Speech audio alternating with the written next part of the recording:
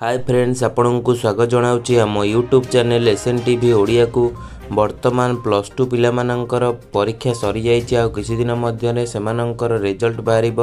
Plus two पिलामानंक मन में बहुत सारा द्वंद्व रोचे। जदि आम बोर्ड परीक्षा रे कम नंबर रखीचु कौन आम फेल हो कि आमको इंटरनल मार्क मिल कि नहीं, तेबे केउ मानंकु इंटरनल मार्क मिलिबो ए नहीं संपूर्ण अपडेट वीडियोटी अच्छी। वीडियोटी को शेष पर्यंत देखंतु। वीडियोटी को लाइक शेयर सब्सक्राइब कर दियंतु।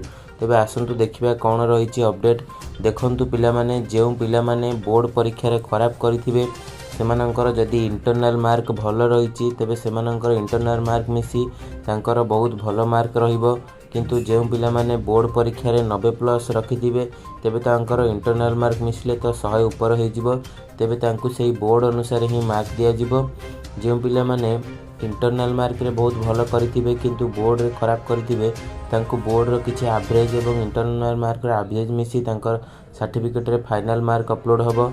ए नै अपडेट आसीथिला। अपडेट भल लागिथिले लाइक शेयर सब्सक्राइब कर देबे। रहूची जय जगन्नाथ।